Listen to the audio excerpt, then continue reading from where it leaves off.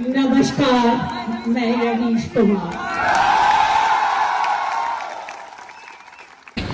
देशद्रोही हमेशा जो वही होते हैं जो सत्ता में होते हैं, क्योंकि जनता में जो होता है वो विद्रोही होता है। अदानी राष्ट्रवाद, एक नया राष्ट्रवाद आया है, अदानी नेशनलिज्म। हमसे पहले कहा गया कि आपको इंडिया को डिफेंड करना है, तो चलो भाई इंडिया को डिफेंड करते हैं, चाहे जिसी भी वजह से करते हो। अब कहा जा रहा है कि इंडिया को डिफेंड करना है तो पहले अदानी को डिफेंड करना पड़ेगा। दुनिया के किसी देश में छोड़िए, अपने गांव में इसको डिफेंड नहीं कर सकते आप, इस गोदी मीडिया को, अपने गांव में नहीं। तो मैं ज़्यादातर लोगों से, यंग लोगों से पूछता था कि यार मन कर रहा है कि नौकरी छोड़ दें, तो कहता था हाँ भैया छोड़ दीजिएगा।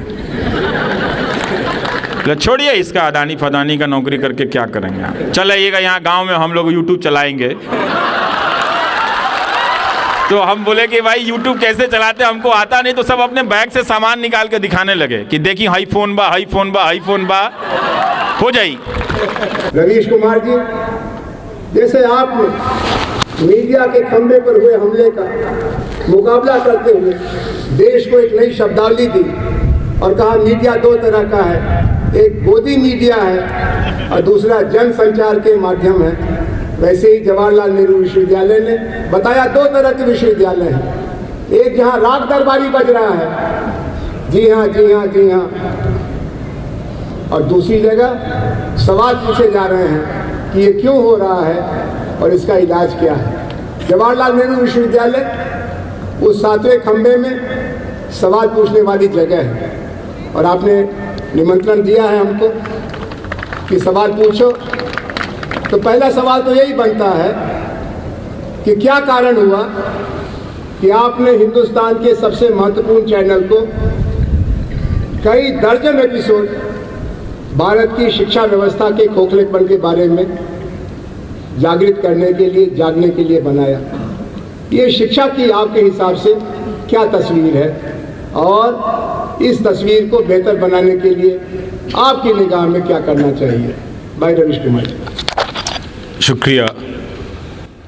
हम सब, इस देश का एक दुर्भाग्य है कि ज़्यादातर लोगों को, आप कई पीढ़ी के लोगों से पूछें कि आपकी नज़र में अच्छी यूनिवर्सिटी क्या है, तो उनके पास कोई जवाब नहीं है, उनके पास कोई उदाहरण नहीं है। कई पीढ़ी, आज की पीढ़ी से भी, हमसे पहले की पीढ़ी से भी, उनसे पहले की भी पीढ़ी से, तो वो 2-3 जवाबों के बाद ख़त्म हो जाता है कि अगर आप IIT नहीं गए हैं, अगर आप JNU नहीं गए हैं, लेकिन देश में और भी कई सैकड़ों विश्वविद्यालय हैं।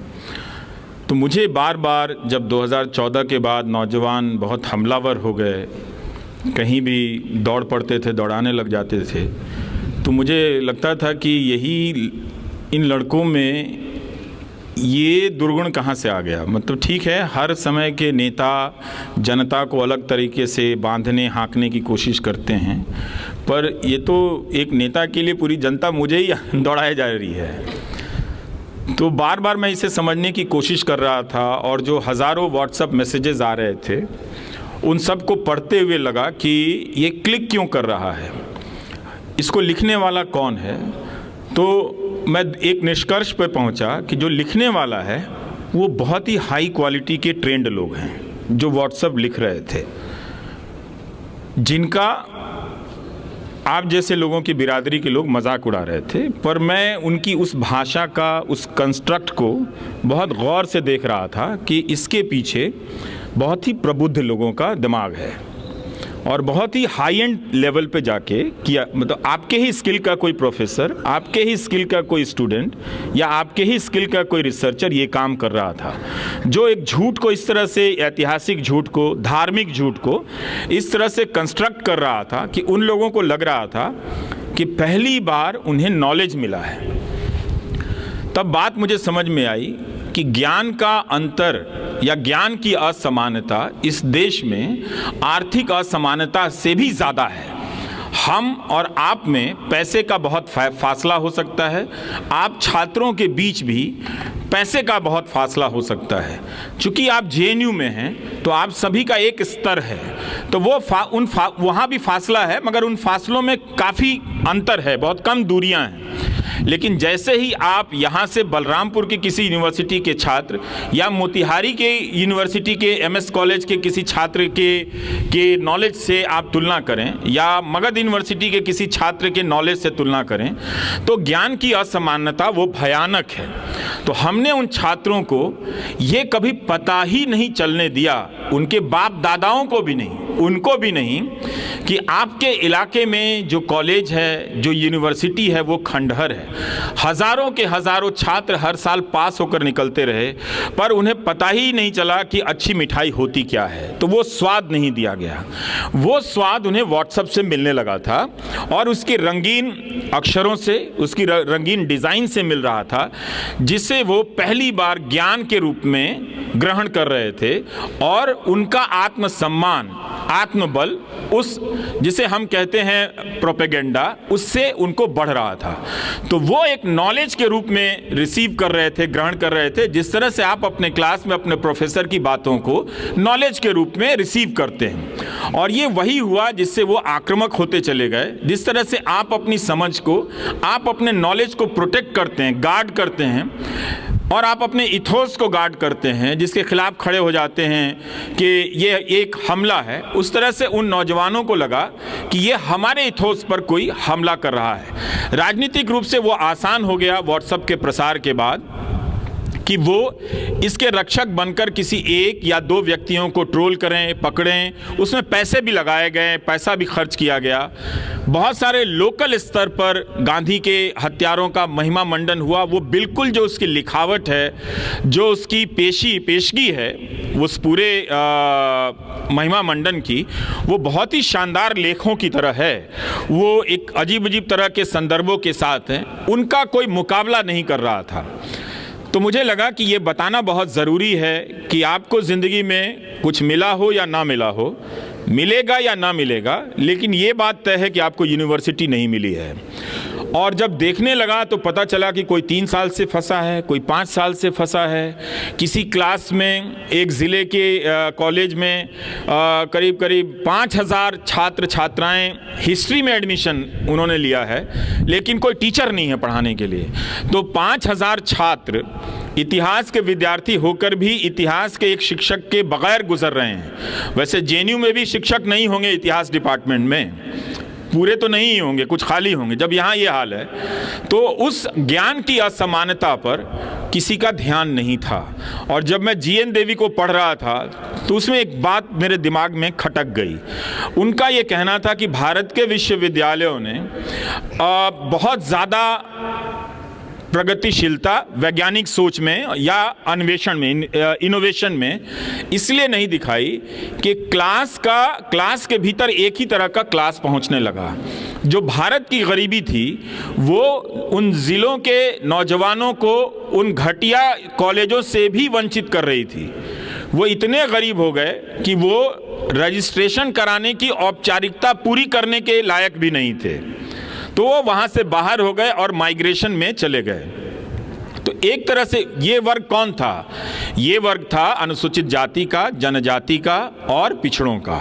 तो ये एक बड़ा वर्ग जो अपनी गरीबी, अपने सामाजिक पृष्ठभूमि से क्लास में आता और अपनी सहज बौद्धिकता से, अपनी नैसर्गिकता से क्लास को समृद्ध कर देता।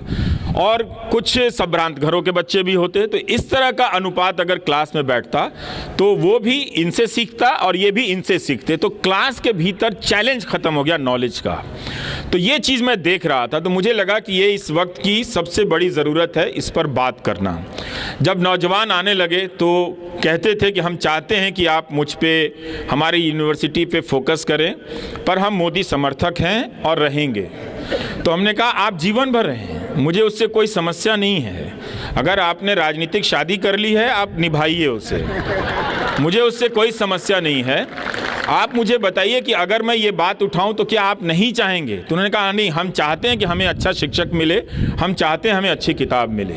तो उससे एक प्रेरणा मिली। उसके बदले में फीस मुझे भी दी गई कि वो नौजवान मोदी समर्थक बने रहे, पर उन्होंने मुझे गालियां देनी बंद कर दी या कम कर दी। तो वो एक अच्छा ट्रेड ऑफ था दोनों के बीच में। और इसका एक फ़ायदा तो हुआ, कई जगह सत्रों में करेक्शन आया, कई जगह शिक्षक बहाल किए गए और कई जगह वाइस चांसलर ने भी माना कि हाँ ये एक बड़ी समस्या है। और कई जगहों पर आरएसएस के लोग हों या मोदी समर्थक लोग हों, उन्होंने भी इसे स्वीकार किया कि अगर हम किसी भी प्रकार का भारत चाहते हैं तो उस भारत में अच्छी शिक्षा व्यवस्था तो होनी ही चाहिए। ये और बात है कि वो कर नहीं पा रहे हैं, उनके बस की बात नहीं है, लेकिन उन्होंने इसे बुनियादी समस्या के रूप में स्वीकार किया। तो इसका फ़ायदा ये हुआ कि ये सबके लिए था और सबने इसे अलग अलग रूप से देखा, तो उस ताकत से मैं करता चला गया। शिक्षा का जो चेहरा है आपने दिखाया, आपने बेरोजगारी के सवाल को भी बहुत हमदर्दी से देखा। अक्सर हम बेरोजगार नौजवानों को दोष देते हैं कि तुमने पढ़ाई अच्छी नहीं की तो तुमको नौकरी कैसे मिलेगी, या अगर पढ़ाई अच्छी की है तो कहते हैं कि तुम्हारे बाप के पास इतना पैसा नहीं है कि लक्ष्मी पूजा कर सके तो नौकरी कैसे मिलेगी, या कहते हैं कि तुम्हारी भाषा अच्छी नहीं है, तुम मम्मी डैडी कल्चर से नहीं आए और नौकरी बड़ी चाहते हो। आपने इन सब सवालों को परे करके जॉबलेस ग्रोथ का सच सामने रखा। अभी जो बजट आया है उसके बारे में फिर दावा किया जा रहा है कि जॉब बूम होने वाली है और थोड़ा सा इंतज़ार और करो। आप इस धोखे के बारे में अन्य लोगों से अलग क्यों लिखते हैं या क्यों कहते हैं? क्योंकि मुझे उनके ही समर्थक आकर बताते हैं कि उनकी हालत ख़राब है और वो ये भी बताते हैं कि वो पाला नहीं बदल सकते हैं। तो मैं उनसे पूछता हूँ मैं क्या करूँ, मैं भी बदल लूँ पाला? तो कहते नहीं, आप उधर ही रहो, आप बोलते हो तो हमारा काम हो जाता है। और ये सच बात है कि वो आते हैं। देखिए, इस तमाम दावों के बीच में ये तो सरकार का ही आंकड़ा है कि 25,000 रुपया आप महीना का कमा लें तो चोटी के 10% लोगों में आ जाते हैं। तो ये तो समृद्ध भारत नहीं हुआ ना। सरकार का ही आंकड़ा है कि 10,000 रुपया महीना कमाना इस देश में कितना मुश्किल है। जो ज़्यादातर नई नौकरियां दिख रही हैं वो डिलीवरी बॉयज़ की दिख रही हैं, पर उनकी सामाजिक सुरक्षा कितनी ख़राब है। आप उनको देखिए कि वो कम पैसे में दिन रात, उस वक्त में जब सड़क पर बाइक चलाने के लिए जगह नहीं है, उसी जैम के भीतर में उनके लिए एक रोज़गार आया है जो डिलीवरी कर रहे हैं, घरों में भाग रहे हैं, हाँफ रहे हैं, लेकिन महीने का 10,000 या 20,000 रुपया भी नहीं कमा पा रहे हैं। तो ये जॉब क्रिएट किया है इन्होंने इनकी आर्थिक नीतियों में। ये इन्होंने, अगर इनकी जगह कांग्रेस होती तो हम दावे के साथ नहीं कह सकते कि इससे अलग आर्थिक सृजन होता, इकोनॉमिक क्रिएटिविटी होती, क्योंकि एक ही आर्थिक नीतियों के खानदान से दोनों आते हैं। अब दावा किया जा रहा है कि वहाँ सोच बदल रही है कांग्रेस में और वो इन चीज़ों की आलोचना कर रहे हैं, पर अभी भी साफ साफ देखना बाकी है कि इन आर्थिक नीतियों का विकल्प वो क्या पेश करते हैं। करना पड़ेगा उनको लिखित दस्तावेज के रूप में, लेकिन दोनों पार्टियों ने रिटन तरीके से अपने इकोनॉमिक एजेंडे को साफ साफ नहीं किया। उसमें दावे हैं, कभी वो 2047 पर चले जाते हैं, कभी वो 21वीं सदी के ख़त्म हो जाने के डेडलाइन पर चले जाते हैं। हर साल वो डेडलाइन बढ़ाते हैं, हर साल उनकी ट्रिलियन इकॉनमी के दावे बढ़ते चले जाते हैं और हर साल वो जो उनके पास दिखाने के लिए कुछ होता नहीं है तरक्की के नाम पे। तो यही दिखाते हैं कि $1 बिलियन का निवेश आया, पर ये नहीं बता पाते कि अदानी की कंपनी में जो निवेश आया वो मॉरिशस से कैसे आ गया, आया कि नहीं आया। तो जो आर्थिक नीतियां हैं वो ज़रूर कुछ घरानों के लिए समृद्धि देने वाली हैं, पहले से भी चली आ रही हैं। हमको उन नीतियों की निरंतरता को तोड़ने की ज़रूरत है, क्योंकि उन नीतियों को बहुत साल दे दिए गए। हर दौर की सरकार में, कांग्रेस की सरकार में भी और बीजेपी की भी सरकार में करीब करीब 20-20 साल दे दिए गए। अगर आप वाजपेयी सरकार का भी मिला लें, मोदी सरकार का भी मिला लें, तो दोनों तरफ 15 से 20 साल का मिला के कोई 90 से लेकर अब तक कोई 30 साल से ज़्यादा का वक्त दे दिया गया। और इस वक्त उन नीतियों से ज़रूर समाज में कुछ समृद्धि आई है, कुछ बढ़ोतरी हुई है, लेकिन अंत में जाकर यही दिखता है कि कोई 25,000 रुपया भी कमा नहीं पाता है। तो इन चीज़ों की बात आप कैसे करेंगे? अब मुश्किल ये है कि इन चीज़ों की बात करना भी सरकार के खिलाफ बात करना हो गया है। कोई भी बात आप करें तो उसकी डिज़ाइन ऐसे की जाती है कि आप सरकार के खिलाफ बात कर रहे हैं। लेकिन ये तो जनता के हक की बात है कि आखिर कब तक लोग 10,000 या 15,000 की नौकरी करने के योग्य होंगे। 2021 या 22 में तो ये डेटा है कि 12,000 से ज़्यादा बिजनेसमैन ने सुसाइड किया है। अदानी राष्ट्रवाद, एक नया राष्ट्रवाद आया है, अदानी नेशनलिज्म। हमसे पहले कहा गया कि आपको इंडिया को डिफेंड करना है, तो चलो भाई इंडिया को डिफेंड करते हैं, चाहे जिसी भी वजह से करते हो। अब कहा जा रहा है कि इंडिया को डिफेंड करना है तो पहले अदानी को डिफेंड करना पड़ेगा। तो वो सारे न्यूज़ चैनल कह रहे हैं कि भारत पर हमला हो गया है, पर वो सारे न्यूज़ चैनल तब तो नहीं कह रहे थे कि 12,000 इसी देश के बिजनेसमैन जब अलग अलग कारणों से बिजनेस डूबने के कारण सुसाइड कर रहे थे। ऐसा तो नहीं हो सकता कि वो सुसाइड करने वाले सारे कांग्रेस के वोटर होंगे या सारे कोई लेफ्ट के वोटर होंगे। उनके भी वोटर होंगे, उनके भी समर्थक रहे होंगे, पर ये कैसी राजनीति है कि उनकी पार्टी के व्यापार मंडल भी, व्यापार मोर्चा भी अपने कारोबारियों की आत्महत्या पर बोल नहीं पाया। आप सोचिए, आप तो फिर भी बोल रहे हैं, लेकिन उनके समर्थक होने की कीमत कितनी बड़ी है कि उनकी बिरादरी के लोग सुसाइड कर रहे हैं। और कोई भी इस देश में बिजनेसमैन या बिजनेस का कोई भी संगठन ये बात कहने की हिम्मत नहीं रखता है कि इतने सारे व्यापारी, अगर आपकी नीतियां हैं 20 लाख करोड़ के लोन का ऐलान किया गया था कोरोना के समय, वो लोन किसको गया, कहां गया, कैसे बटा कि ये 12,000 लोगों को सुसाइड करनी पड़ी। तो आप अपनी बिरादरी के, अपने संगठन के सदस्यों के प्रति भी ईमानदार नहीं हो पाते हैं, उनके मरने पर भी आवाज़ नहीं उठा पाते हैं। तो ऐसा लोकतंत्र तो क्यों चाहिए, और इस लोकतंत्र का क्या करना है फिर। ये तो ये लोकतंत्र नहीं है ना कि आप उनके सपोर्टर हैं, उनके लिए चंदा जुटाते हैं, मगर आपका साथी उसको लोन नहीं मिला और वो सुसाइड करता, आप बोल नहीं पाते हैं, और फिर आपको अदानी के लिए झंडा लेकर निकलना पड़ता है, जो अदानी और जिनका जो साम्राज्य है एक दिन आपके ही बिजनेस को निगलने वाला है। और जो भी नेशनलिज्म का रूप होगा, कम से कम किसी भी नेशनलिज्म की परिभाषा में ये फिट नहीं बैठता है कि आप गौतम अदानी को डिफेंड करने जाएं। किसी भी नेशनलिज्म की परिभाषा में नहीं फिट बैठता है। आप नेशनलिज्म की परिभाषा से उससे प्रेरित होकर उद्योग धंधे स्थापित कर सकते हैं। इतिहास में लोगों ने किया है, नए नए ब्रांड बनाए हैं, और वो सारे ब्रांड देश और देश के राष्ट्रवाद की पहचान भी बने हैं। लेकिन गौतम अदानी कहीं से भी इस देश की पहचान नहीं है। एक छोटी सी रिपोर्ट से आप देखिए उनका साम्राज्य ढह गया, एक छोटी सी रिपोर्ट से ना। वरना तो भारत में अगर कोई पत्रकार लिख दे तो मानहानि कर देते थे। मैं तो सोच रहा था कि अदानी मानहानि एंटरप्राइजेस कंपनी का नाम बनाएंगे ये अलग। अब अगर इन्हें अगर मानहानि करनी होगी तो एक कंपनी बनानी होगी, एक सीईओ मानहानि, सीईओ डिफेमेशन रखना होगा, जो तमाम तरह के पत्रकारों को मानहानि के दायरे में लाता रहेगा, केस करता रहेगा। तो हम सबको इन सब आर्थिक असमानताओं को और ज्ञान की असमानता को मुझे लगता है कि सबसे ऊपर रखने की ज़रूरत है। उसके बाद आर्थिक असमानता है और उसके साथ साथ सामाजिक असमानता भी है, वो उस आर्थिक असमानता के दायरे में है। लेकिन ज्ञान की असमानता के मारे तो हमारे वही लोग ज़्यादा हैं जो सामाजिक असमानता का दंश झेल रहे हैं। तो इन तीनों असमानताओं की पहचान करें और कोई रास्ता निकालें।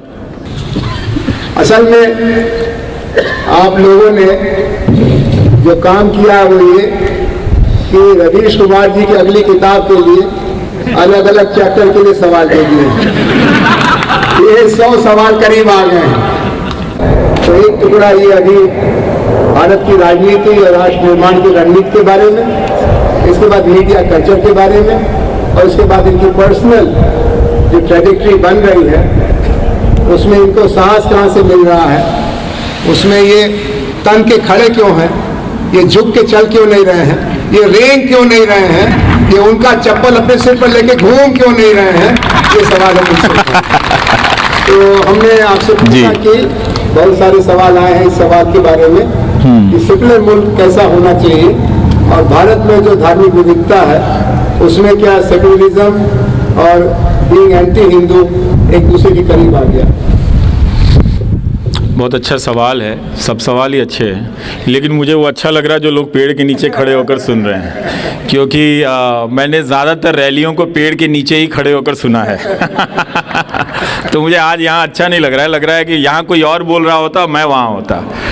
आज ज़रूर शुरुआत इसकी, आपने बागी की बात की, मैं वहाँ से शुरू करता हूँ, देशद्रोही की बात से। तो अब तो आप कोई भी बात कहिए तो आपका जब देशद्रोही का टैग है तो वो लग जाता है। तो मैं सोचता हूँ देशद्रोही कौन होता है?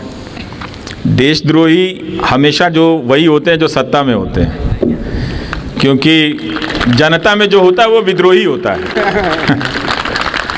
तो ये जो देशद्रोही लोग हैं ये संविधान की शपथ लेते हैं और संविधान का उल्लंघन करते हैं। फर्जी यूएपीए लगा देंगे, फर्जी एनएसए लगा देंगे, तो इनसे बड़ा तो कोई देशद्रोही नहीं हुआ ना। आम जनता ने तो अपनी सामाजिक आर्थिक जिम्मेदारियों का निर्वहन करने के लिए शपथ नहीं ली है, वो संविधान की बदौलत उसका नागरिक ज़रूर है, पर ये तो जब जिस दफ्तर में जाते हैं बाकायदा उस किताब की शपथ लेते हैं और ठीक उसका उल्लंघन करते हैं। तो जो स्कोप देशद्रोही होने का है वो पावर में बैठे लोगों का ज़्यादा है। जनता में ज़्यादा से ज़्यादा लोग विद्रोही हो सकते हैं, है कि नहीं सर? जी हाँ, बिल्कुल। अब रही बात कि भारत में जो नागरिकता और उसकी अवधारणा को आम जनों के बीच में ठीक से नहीं समझा गया, उस पर बहुत ज़्यादा बहस नहीं हुई भी तो आज के दौर में इतना जब संचार विकसित नहीं था तो जनता के बीच नहीं हुई। तो जनता ने उस नागरिकता को अपने तरीके से समझा और बहुत खूबसूरत तरीके से समझा। लेकिन जब ये संचार के साधन माध्यम जब आए, तरह तरह का मीडिया जब आया, नाम उसका मीडिया हुआ और उसमें से मीडिया का काम ही गायब हो गया। तो जो संवैधानिक कॉन्स्टिट्यूशनल सिटीजनरी होनी चाहिए थी उसके जगह एक धार्मिक नागरिकता खड़ी करने की कोशिश की गई, और उसके साथ साथ धार्मिक नागरिकता आप हिंदू नागरिकता कह सकते हैं। और अब उस तरह से अब किताबें भी लिखी जा रही हैं इस तरह के थीम पर। आज ही मैं किसी किताब का टाइटल देख रहा था। तो एक धार्मिक नागरिकता खड़ी करने की कोशिश की गई, और इस नागरिकता का जो आधार था उसमें सूचना गायब था, सूचना थी नहीं। सूचना, हम सब ज़्यादातर लोग इस देश में सूचना विहीन नागरिकता जीते हैं। ज़्यादातर लोग अखबार और टेलीविज़न या किसी भी प्रकार की सूचना से, ईमानदार सूचना से दूर रहे, लंबे समय तक दूर रहे। उनके पास इंस्टीट्यूशंस के भीतर जो खराबियां आ रही हैं उन खराबियों की जानकारी जो पहुंचती थी उसके माध्यम राजनीतिक दल ही थे, विरोधी दल थे, विपक्ष के दल थे, उससे ज़्यादा पहुंचा करती थी कि इंदिरा गांधी ने क्या किया या किसी दूसरे प्रधानमंत्री ने इन इंस्टीट्यूशंस का क्या किया है।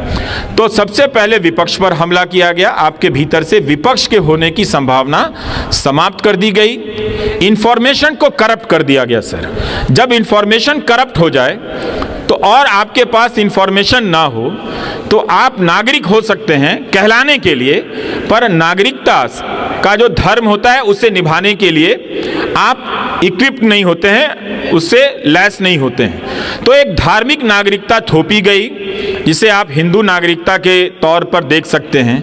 राजनीति में धर्म का आना, कई लोग कहते हैं कि हमारा देश कई तरह के धर्मों का देश है और राजनीति को, सामाजिक आचार व्यवहार को आप धर्म से अलग नहीं कर सकते, बिल्कुल नहीं कर सकते हैं। नेता धार्मिक समारोहों में आते जाते रहेंगे, चाहे वो व्यक्तिगत रूप से जाएं या राजनीतिक रूप से जाएं या उनका जो भी करें।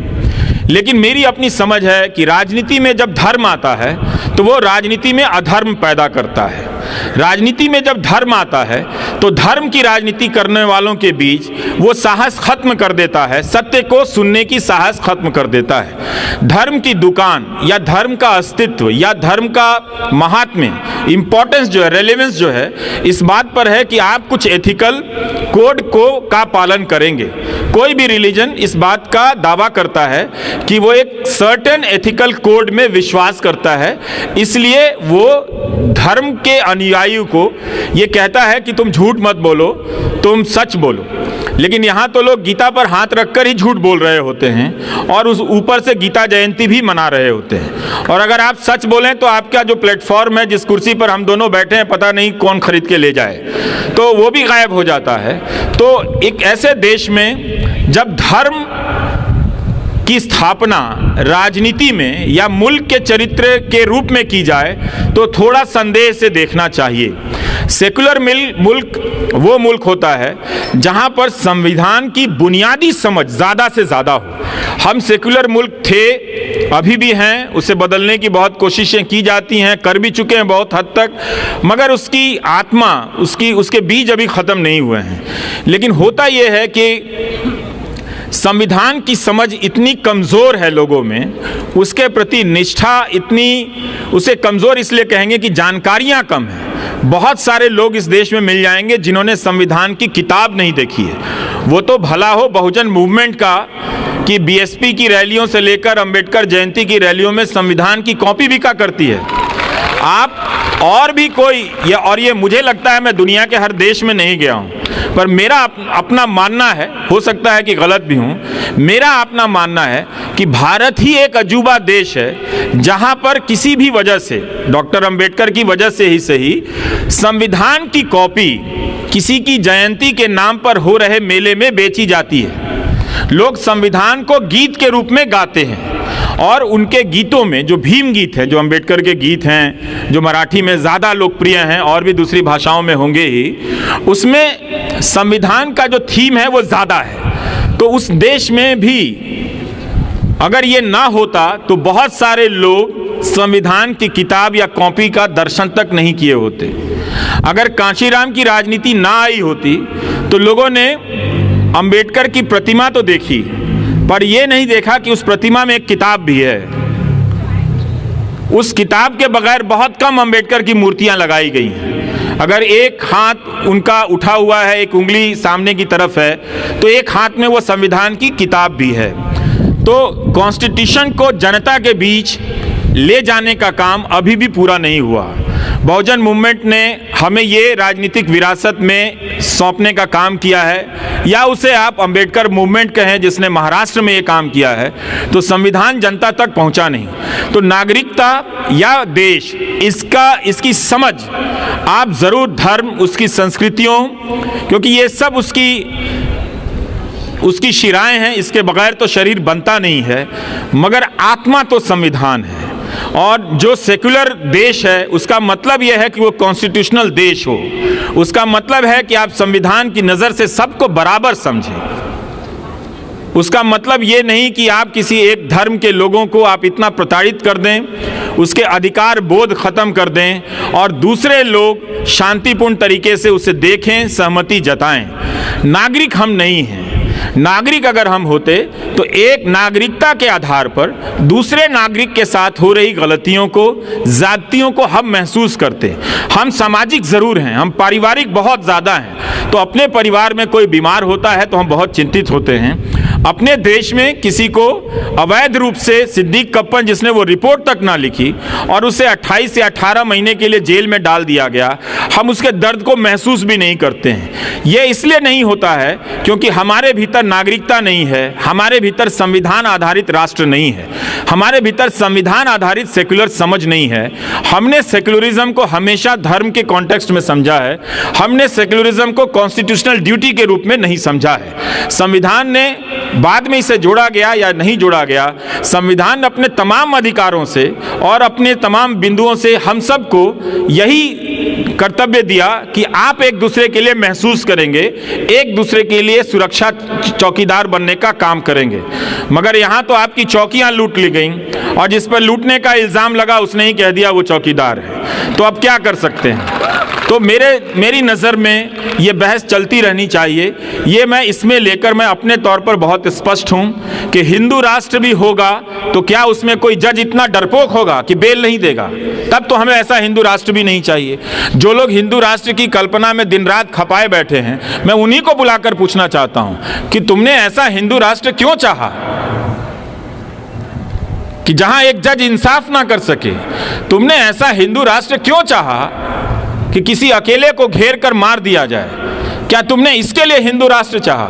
अगर आपको इतिहास में मौका मिला ये बनाने के लिए, तो क्या आपने ये उत्तम आदर्श प्रस्तुत किया कि आप गौतम अडानी को लेकर सवाल उठा तो आप बोल नहीं पाए? क्या आप हिंदू धर्म का ये कमजोर चेहरा देखना चाहते हैं?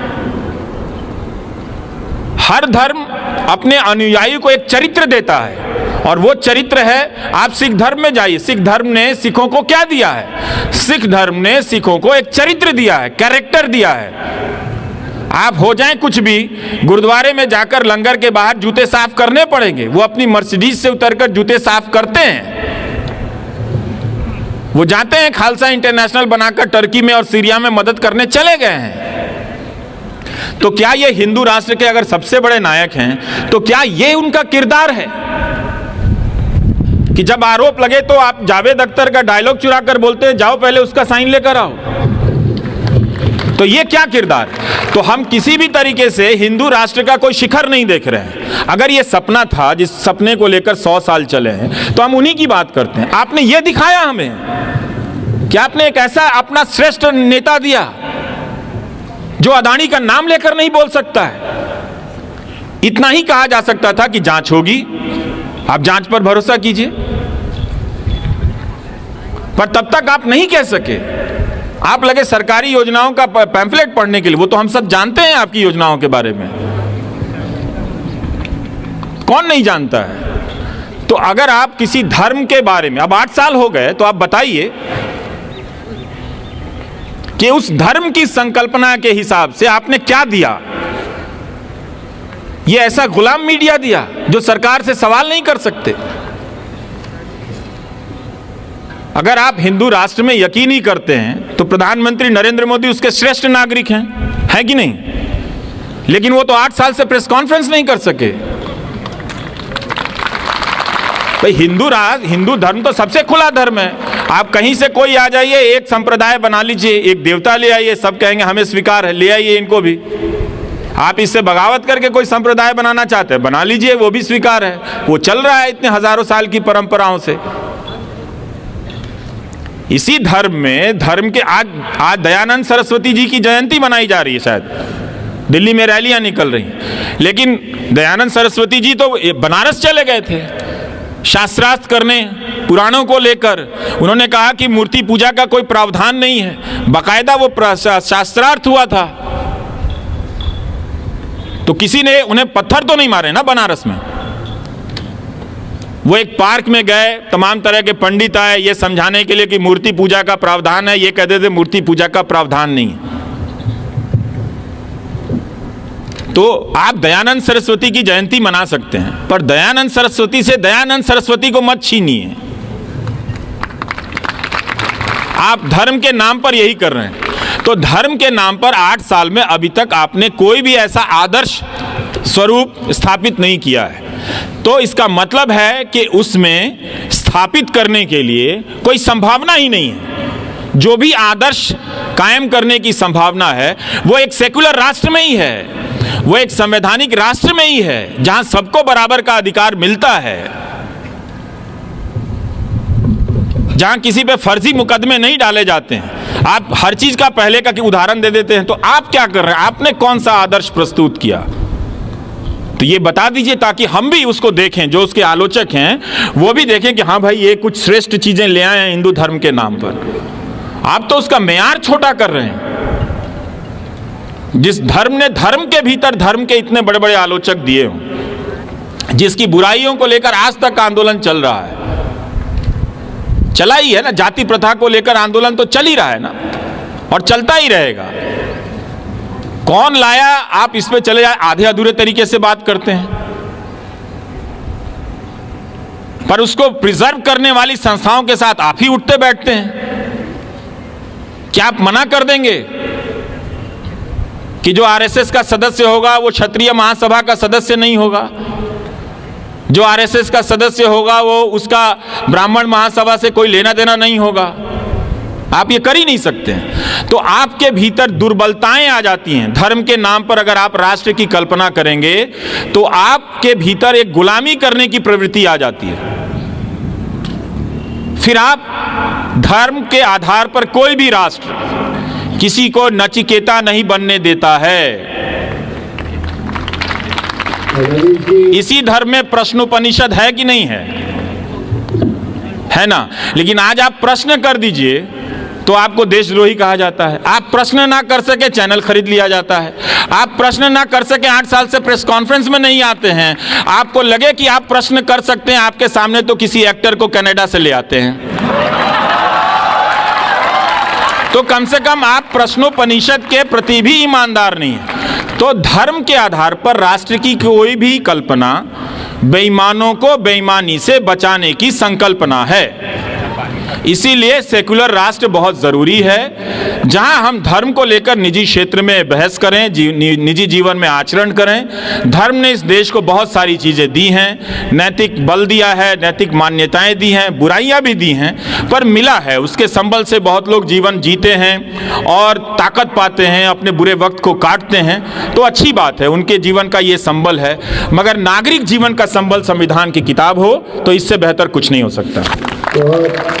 धर्म आधारित समाज कैसा बनेगा, धर्म आधारित राजनीति कैसी होगी, और जो अभी की दुर्दशा है उसमें धर्म की आड़ लेकर के अनैतिकता को, अपराध को, झूठ को बढ़ावा दिया जा रहा है। एक तरह से प्रश्न मुक्त भारत बनाने की बात हो रही है, और सवाल तो वही नहीं पूछे जाते जहाँ तानाशाही होती है।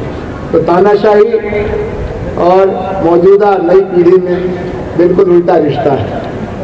कई सवाल आए हैं मीडिया के बारे में, मीडिया के सामाजिक गठन से लेकर के आपके अपने निजी यात्रा के बारे में। उसमें से एक जो रिपीटेड लगता मैं पढ़ देता हूँ, to Shri Ravish Kumar sir, we have been watching you for so long and we really appreciate your decision of resigning the new channel of NDTV. Sir, I don't have any specific question to you, but I think that I have started understanding your point of view over time. But sir, would request you to describe your mental state and condition before resigning, as well as how do you look at the present national situation? Bottom line here, Ravish ji, how do you look or see India in upcoming 10 years? ये तो हम भी जानना चाहेंगे कि रवीश कुमार, जिन्होंने WhatsApp university का पैदा होना देखा, जिन्होंने गोदी मीडिया का जन्म देखा, जिन्होंने अडानी का बढ़ता हुआ माया जाल देखा, और कितना बुरा वक्त देखेंगे, आप ये पूछना चाहते हैं। आपकी आशा का आधार क्या है? आप हमेशा, एक तो आप कवि हैं तो कवियों को पूरी छूट है कि निराशा में भी आशा देखें, लेकिन पत्रकार के नाते आपके पास कुछ ठोस आधार होंगे कि इस मुल्क की बनावट में, इन लोगों में, इन नई पीढ़ी के लड़के लड़कियों में कुछ तो ऐसा चमकता होगा जो आपको हताश होने से रोकता है। इस्तीफ़ा देने अचानक तो नहीं दिया, पर जब ये खबर आई कि अडानी एनडीटीवी ख़रीद रहे हैं, तो मेरे जो शुभचिंतक हैं वो मेरे लिए बहुत चिंतित हो गए, मुझसे ज़्यादा हो गए। मैं भी चिंतित हो गया। जब आपके शुभचिंतक चिंतित हों तो आपको भी चिंतित होना ही चाहिए। तो उन्होंने कहा कि ऐसे मत छोड़ देना, देख लो कुछ सेवेरेंस मिल जाए, देख लो कुछ ये मिल जाए। तो मैंने कहा अच्छा ठीक है, मैं पूछ लूँगा, लेकिन मैं छोड़ना चाहता हूँ। तो और हर दूसरे दिन फ़ोन आता था कि अभी आपको इस्तीफ़ा देने की ज़रूरत नहीं है, ये लीगल बैटल है, ये महीनों चलेगा। तो मैंने कहा कि इस देश में लीगल बैटल उमर खालिद के लिए है, अडानी के लिए नहीं है। वो हफ्तों में ये हो जाएगा। और हवा जब बदलती है तो आप महसूस कर लेते हैं। इस वक्त की हवा थोड़ी सर्दी भी है और आने वाली गर्मी की तासीर भी है इसमें, तो आप महसूस कर लेते हैं। तो मैं एनडीटीवी के भीतर की हवा को महसूस करने लगा था। और ये जान गया था कि एक चैनल जिसके पास केवल एक चैनल है, अच्छा है चाहे बुरा है जैसा भी है, लेकिन अब उसके पास कोयले का खदान होगा, एयरपोर्ट होगा, समंदर के किनारे के बंदरगाह होंगे, रेलगाड़ियाँ होंगी, बिजली का मीटर होगा, बिजली का कनेक्शन होगा, क्या पता कल को पानी का कनेक्शन होगा। तो फिर हम रिपोर्ट क्या करेंगे? तो अडानी ही करेंगे। और वो सारी आशंकाएं, बाद में साबित हो गई। एक दिन मैं एनडीटीवी के वेबसाइट पर देख रहा था कि 5 या 6 खबरें प्रो अदानी थीं, और ये सब चल रहा था। जो उद्योगपति 2 सवालों का सामना नहीं कर सकता है, वो भाषण दे रहा है कि वो फाइनेंशियल टाइम्स जैसा बनाएंगे। उसी समय वो दैनिक जागरण में उसका एक फीचर इंटरव्यू छप रहा है। तो इन सब को देखने जानने के बाद अदानी एक स्वतंत्र कैपिटलिस्ट होते। कोई कैपिटलिस्ट से कोई मेरी लड़ाई नहीं है। अगर कोई गुजिया बनाने वाला, समोसा बनाने वाला उद्योगपति खरीद लेता तो मैं शायद कुछ दिन रुकता, पर अदानी को मैं कभी भी मोदी से अलग नहीं देख पाया, उनकी राजनीति के हिस्से से अलग नहीं देख पाया, क्योंकि उनका उभार उस दौर के समय, ऐसा नहीं है कि भारत में काबिल इंडस्ट्रियलिस्ट नहीं हैं, काबिल लोग नहीं हैं, लेकिन वो उनका एक्सटेंशन हैं। तो उनके ही एक्सटेंशन में नौकरी करने से अच्छा है करना और बीजेपी के दफ्तर में बैठ के पैम्फलेट लिखना, दोनों तो एक ही बराबर है ना। आप बीजेपी के दफ्तर में बीजेपी के लिए पैम्फलेट लिखो या एनडीटीवी के दफ्तर में बैठ के बीजेपी के लिए लिखो, दोनों बात बराबर है। तो हमने इस्तीफ़ा दे दिया। मैं ये जानता था कि मुझे कोई काम नहीं मिलेगा, मुझे बहुत काम आता है अपनी इंडस्ट्री का, और वो काम किसी नैसर्गिक प्रतिभा से नहीं, मैंने खुद घिस घिस के सीखे हैं, पंचर बनाने से लेके कार का इंजन बनाने तक। लेकिन प्रोफेसर आनंद, ये बात ये देश याद रखेगा कि मुझे किसी ने 2000 रुपये का ऑफ़र नहीं दिया काम का,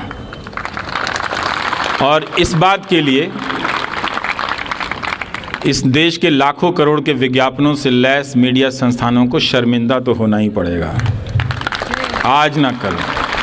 और मैं बोलता ही रहूँगा कि इस तरह के गोदी मीडिया को मत देखो, सब्सक्राइब मत करो। काम करते हुए भी बोला और उसके बाहर भी जाकर बोलूँगा, क्योंकि ऐसा नहीं है कि वो मुझे अफोर्ड नहीं कर सकते हैं।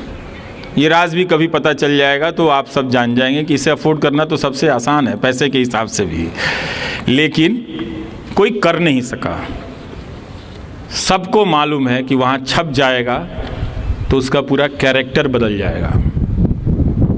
तो ये भाषण ज़रूर देंगे, कहानियाँ आपको विवेकानंद की सुनाएंगे, कहानियाँ आपको गौतम बुद्ध की सुनाएंगे, कहानियाँ आपको दयानंद सरस्वती की सुनाएंगे, लेकिन दयानंद सरस्वती की तरफ प्रश्न करने वालों को 2000 रुपये का नौकरी नहीं देते हैं। और जब मैं राधा वल्लभ त्रिपाठी का वीडियो आप सब यूट्यूब में देखिएगा, वो काशी का शास्त्रार्थ करके बहुत शानदार वीडियो है, उसमें बता रहे हैं कि उनके पास, दयानंद सरस्वती के पास पैसे की कमी ये नहीं थी। कोई एक सेठ था, उनको पैसा देता था कोई अठन्नी चवन्नी में, जिससे वो पर्याप्त पैम्फलेट छपवा लेते थे, किताबें खरीद लेते थे और पूरे शहर में पैम्फलेट लगाते थे बाकायदा कि इस तारीख को मैं मूर्ति पूजा के विरोध में, पुराणों के विरोध में यहाँ शास्त्रार्थ करने वाला हूँ, आप मुझे वैसा भारत लाकर दे दो। तो ये तो रहा, तो इसलिए मैंने इस्तीफ़ा दे दिया। और वो बात, मेरी सारी आशंकाएं साबित होने में कोई ऐसा नहीं कि इस साल भर का इंतज़ार करना पड़ा। 10 दिन में ही हिंडनबर्ग की रिपोर्ट आई, भर आ गया भाई साहब। अब वो रजत शर्मा क्या इंटरव्यू देने नहीं जा रहे हैं, हिंदी में, अंग्रेजी में इंटरव्यू देने के लिए इंडिया टुडे नहीं जा रहे हैं। हम कह रहे हैं भोजपुरी में आ जाओ, हम अपने यूट्यूब चैनल पे कर लेते हैं। हम भोजपुरी बोलेंगे, आप गुजराती बोलना। गुजरात के लोग भी बहुत पसंद करते हैं, देंगे इंटरव्यू। तो वो मैं जानता था कि मेरे पास अगर यूट्यूब नहीं होता तो मेरा जर्नलिज्म का कैरियर ख़त्म था, प्रोफेशनल कैरियर। जिस प्रोफेशन को मैं बिलोंग करता हूँ उस प्रोफेशन ने मुझे डिज़ोन कर दिया। लेकिन वो अभी भी चाहते हैं कि उस प्रोफेशन के जो एथिक्स हैं वो मुझ पे लागू हो, उन पर लागू ना हो। ये बहुत चतुराई का काम है। पर मुझे हैरानी होती है कि इस गोदी मीडिया को कोई कैसे सपोर्ट कर सकता है। आप ठीक है, आप प्रधानमंत्री मोदी के कुछ काम से खुश हैं, उन्हें सपोर्ट कर सकते हैं, फेयर डील। आप पॉलिटिक्स में तमाम तरह के विकल्पों को देख के किसी को सपोर्ट करते हैं। इस मीडिया को देखकर जो किसी लायक नहीं है, दुनिया के किसी देश में छोड़िए, अपने गांव में इसको डिफेंड नहीं कर सकते आप इस गोदी मीडिया को, अपने गांव में नहीं। इस मीडिया को लेकर भी कोई नहीं बोल रहा है। तो ये जानते हुए भी इस्तीफ़ा दे दिया तो ज़रूर भावनात्मक रूप से। मुझे उसके पहले कई लोग मिल रहे थे दो घटनाएं हैं। एक हमारे साथी मित्र ने लिखा कि हम सब जानते हैं कि आपको बहुत दबाव आ रहा होगा कि आप वहाँ बने रहें क्योंकि वो स्पेस चला जाएगा, लेकिन अगर हमें ये पता चल जाएगा कि इस बात के लिए आपने इतना घुट-घुट कर जिया है और इतनी तकलीफ़ उठाई है उस न्यूज़ फ्लोर में, तो हम बर्दाश्त नहीं कर पाएंगे। और एक महिला ने कहा, मुझे कहीं पूजा में मिल गई थी तो वो रोने लगी, तब मैंने काफ़ी छुट्टियां ले रखी थी, तो उन्होंने कहा कि रोने लगी तो मैं उनका, तुम्हें बड़ी चिंता हो रही है, ये लोग तो तुम्हें छोड़ेगा नहीं, कैसे क्या करोगे, ये करोगे। तो मैंने कहा नहीं आप चिंता मत कीजिए, मेरे पास मैंने अपनी सेविंग्स ठीक रखी है, मैं खर्चे भी बहुत संभाल के करता हूँ, तो इतनी जल्दी तो कुछ नहीं होगा, 1 आध साल में काम चला लूँगा। तो उन्होंने कहा कि एक बात कहनी है, और कहते कहते अपनी वो चूड़ी निकालने लगी कि समझौता मत करना। तो मैंने कहा आप कंगन रखे, बोले कि ये ले लो तुम, मुझे इसकी ज़रूरत नहीं है। ये पता चल जाएगा ना, ये दुख हम बर्दाश्त नहीं कर पाएंगे। तो मैंने कहा अच्छा आपको इतना फ़र्क पड़ता है, इस्तीफ़ा दे दूँ? तो उन्होंने कहा हाँ दे देना। ये इस्तीफ़ा देने से 1 महीने पहले की बात है। तो मैं कई लोगों से टेस्ट कर रहा था, छठ में गाँव गया तो लोग जो मिलने आए, 1000 के करीब लोग आए थे मिलने के लिए, तो मैं उन सब से कहता था कि लोग पूछते थे कि अब क्या हुई तार, तो मैं कहता था कि क्या करें बताओ। तो कुछ लोग कहते थे कि नहीं नौकरी मत छोड़ना, फिर कोई निकाल देगा। तो मैं ज़्यादातर लोगों से, यंग लोगों से पूछता था कि यार मन कर रहा है कि नौकरी छोड़ दें, तो कहता था हाँ भैया छोड़ दीजिएगा। छोड़िए इसका अदानी फदानी का नौकरी करके क्या करेंगे आप, चल आइएगा यहाँ गांव में हम लोग यूट्यूब चलाएंगे। तो हम बोले कि भाई यूट्यूब कैसे चलाते हमको आता नहीं, तो सब अपने बैग से सामान निकाल के दिखाने लगे कि देखिए हाई फोन बा, हाई फोन बा, हाई फोन बा, हो जाई। और उन लोगों ने कुछ दिनों तक मदद भी की कि लाइए हम आपका थंबनेल बना देते हैं, वीडियो एडिट कर देते हैं। उन लड़कों ने कहा कि आप यूट्यूबर बन जाइएगा, हम लोग के साथ रहिएगा, मोटरसाइकिल से घूमिएगा, लेकिन उसकी नौकरी मत कीजिएगा। तो हमने छोड़ दिया सर। ऐसा नहीं कि वो सिर्फ मुझे ही देता है।